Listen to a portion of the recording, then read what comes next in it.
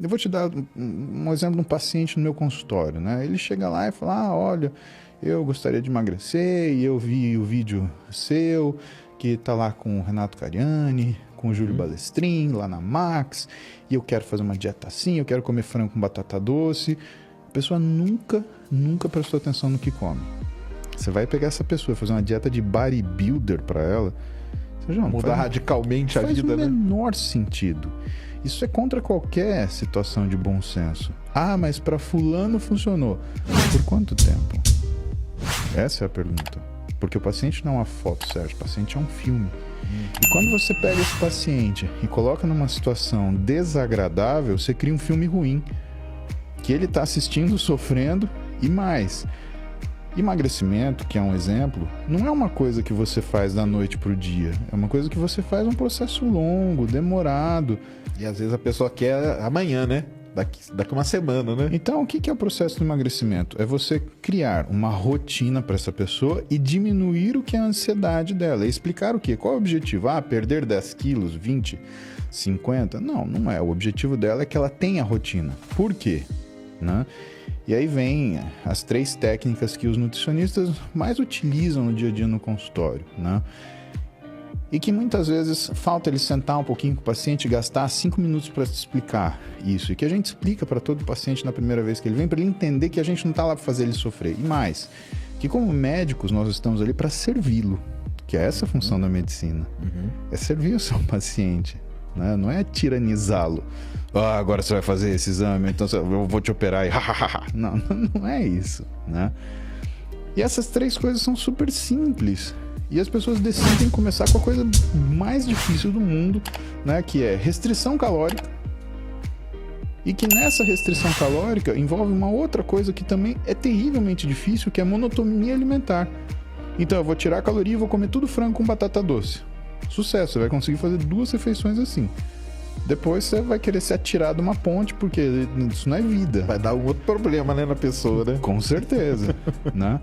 E essas 3 coisas basicamente são: em primeiro lugar, janela alimentar, né? Você organizar o que é a sua vida. Por quê? Aí tem estudo do indiano, um cara chamado Panda, que ele estudou o que são os relógios biológicos. E o que ele percebeu? Que quando você pegava um ratinho e tirava o núcleo supraquiasmático dele, que é uma região do nosso cérebro, que nota, por exemplo, o que é dia e o que é noite, ele perdia a noção do horário de comer. Com certeza. E o ratinho, ele começa a comer a hora que clareia o dia e para de comer a hora que a noite chega. Então ele come durante o dia. E ele tem uma janela aproximada alimentar, sempre respeitando esse tipo de intervalo. O ratinho sem o núcleo supraquiasmático, ele come o tempo inteiro. Depois de 3 meses observando esses ratinhos, o que o Panda descobriu? Que com a mesma caloria, o ratinho que come ao longo do dia inteiro, ele engorda. E o ratinho que mantém aquela janela alimentar, ele simplesmente não muda o peso dele.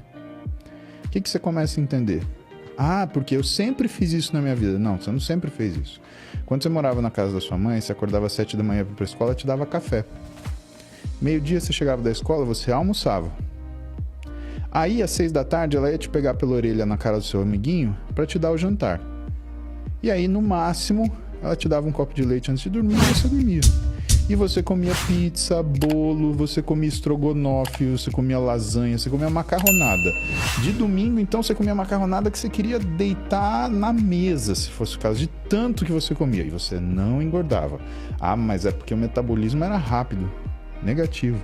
É porque você tinha uma janela alimentar que sua mãe fazia pra você. Que foi a primeira coisa que você fez quando você se tornou adulto? Acordar, sair sem tomar café. Já começou ferrando tudo, né? Só isso. Você tem um estudo do American Heart Association de 2016 mostrando que você aumenta o seu risco de doença coronariana em 27,5%. Só de não tomar café da manhã. Cara, é muita coisa. Aí, que hora você vai almoçar? Meio-dia? Não, 3 da tarde. A hora que der, né? É a famosa hora que der, né? Exatamente. 4 da tarde. Ou você vai fazer um jantoço, né? E aí você vai chegar na sua casa e você vai enrolar, vai fazer isso, vai fazer aquilo. E de repente vai vir aquela fome, Sérgio, que você vai misturar feijão, arroz, macarrão, bolo de cenoura com peixe frito e filé mignon com, sei lá, se tiver água sanitária gelada, você vai tomar, né? E isso já é a primeira coisa que a gente desorganiza na fase adulta. Regulariza tudo, né? E o nosso organismo, ele é bom, ele briga com isso durante um tempo, durante alguns anos. Chega uma hora, né, como o organismo ele é montado com base em sistemas de comporta, que ele não aguenta mais sustentar o que é essa resistência, esse estímulo nocivo. E você começa a ganhar peso, ganha peso, ganha peso, ganha peso. Segunda coisa, fracionamento alimentar. Isso é uma coisa muito legal de... Aí nessa janela aí, Claro, é que entra o lance do tal do jejum intermitente. intermitente. É Então, isso? na verdade, o jejum intermitente ele é uma estratégia para você baixar níveis de insulina de forma aguda, tá? Já vou te falar porque que isso é importante, mas antes de falar isso, o que é bom separar? Boa parte do que faz o jejum intermitente funcionar é a janela alimentar, não o jejum. É ter o horário, né? Exatamente. Entendi.